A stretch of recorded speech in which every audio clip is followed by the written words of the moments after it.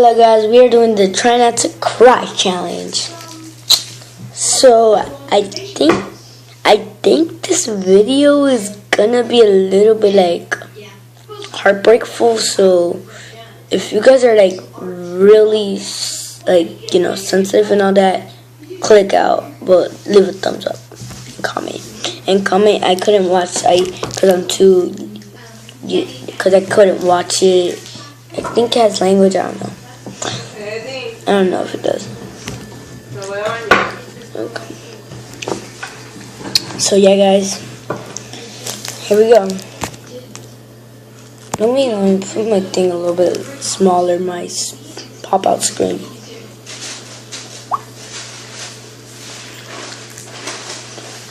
To this day. When I was a kid, I used to think that pork chops and karate chops were the same thing. I thought they were both pork chops.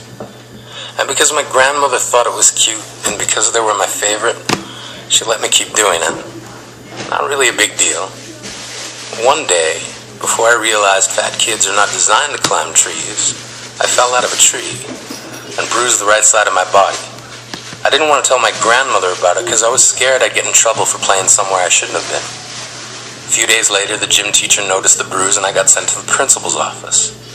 From there, I was sent to another small room with a really nice lady who asked me all kinds of questions about my life at home. I saw no reason to lie. As far as I was concerned, life was pretty good. I told her whenever I'm sad, my grandmother gives me karate chops. This led to a full-scale investigation, and I was removed from the house for 3 days, until they finally decided to ask how I got the bruises. News of this silly little story quickly spread through the school, and I earned my first nickname, Pork Chop. To this day, I hate pork chops. I'm not the only kid who grew up this way. Surrounded by people who used to say that rhyme about sticks and stones. As if broken bones hurt more than the names we got called, and we got called them all. So we grew up believing no one would ever fall in love with us. That we'd be lonely forever. That we'd never meet someone to make us feel like the sun was something they built for us in their tool shed. So broken heartstrings bled the blues as we tried to empty ourselves so we would feel nothing. Don't tell me that hurts less than a broken bone. That an ingrown life is something surgeons can cut away, that there's no way for it to metastasize, it does. She was 8 years old. Our first day of grade 3 when she got called ugly.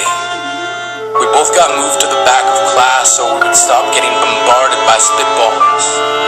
But the school halls were a battleground where we found ourselves outnumbered day after wretched day. We used to stay inside for recess because outside was worse.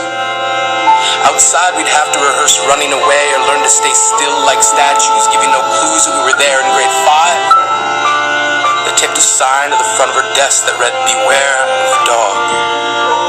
To this day, despite a loving husband, she doesn't think she's beautiful because of a birthmark that takes up a little less than half her face. Kids used to say she looks like a wrong answer that someone tried to erase but couldn't quite get the job done. And they'll never understand that she's raising 2 kids whose definition of beauty begins with the word mom. Because they see her heart before they see her skin. Because she's only ever always been amazing. He was a broken branch grafted onto a different family tree. Adopted. Not because his parents opted for a different destiny. He was 3 when it became a mixed drink of 1 part left alone and 2 parts tragedy. Started therapy in 8th grade. Had a personality made up of tests and pills. Lived like the uphills were mountains and the downhills were cliffs. 4/5 suicidal, a tidal wave of antidepressants, and an adolescence being called pauper. 1 part because of the pills. 99 parts because of the cruelty. He tried to kill himself in grade 10 when a kid who could still go home to mom and dad had the audacity to tell him, "Get over it." As if depression is something that can be remedied by any of the contents found in a first aid kit. To this day, he's a stick of TNT lit from both ends. Could describe to in detail the way the sky bends in the moment before it's about to fall. And despite an celebration. He remains a conversation piece between people who can't understand. Sometimes being drug-free has less to do with addiction and more to do with sanity. We weren't the only kids who grew up this way. To this day, kids are still being called names. The classics were "Hey stupid," "Hey spaz." Seems like every school has an arsenal of names getting updated every year. And if a kid breaks in a school and no one around chooses to hear, do they make a sound? Or they just background noise from a soundtrack stuck on repeat when people say things like kids can be cruel? Every school was a big top circus tent, and the pecking order went from acrobats to lion tamers, from clowns to carnies.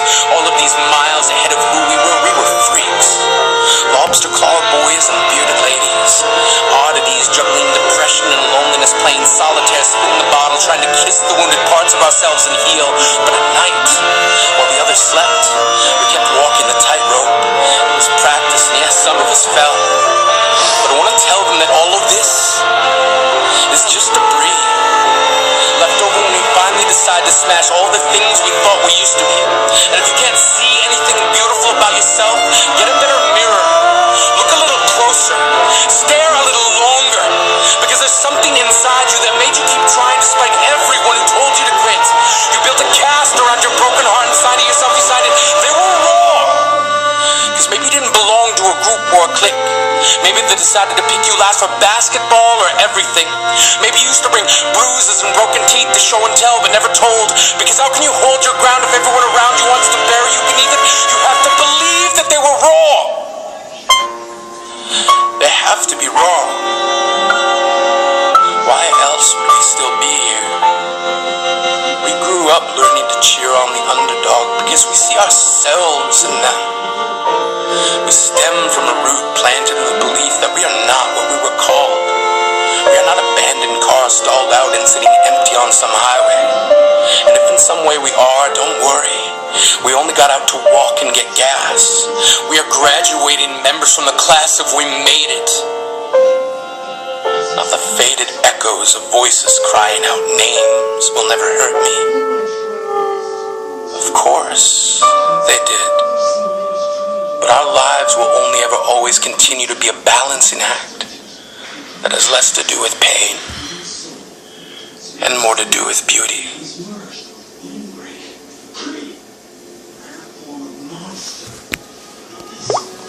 So that's the end. Wait, let me see. Oh, there's another one. Well, yeah, we're just gonna do one, guys. Yeah, that was really sad. Literally, man, I felt like to cry, but I couldn't. Like, I want to cry, but I can't for some reason. So that's the end of this video. Leave a like, comment, saying that, subscribe, and I'll put thank you to all of you. Well, it's gonna be easy because I don't have fans. No one watches my videos. So sad. Please type in Eddie Medina. And also Reaction Wasabi and subscribe. Reaction Wasabi is my reaction channel, second channel. Boom, jacka. Let's do this, guys.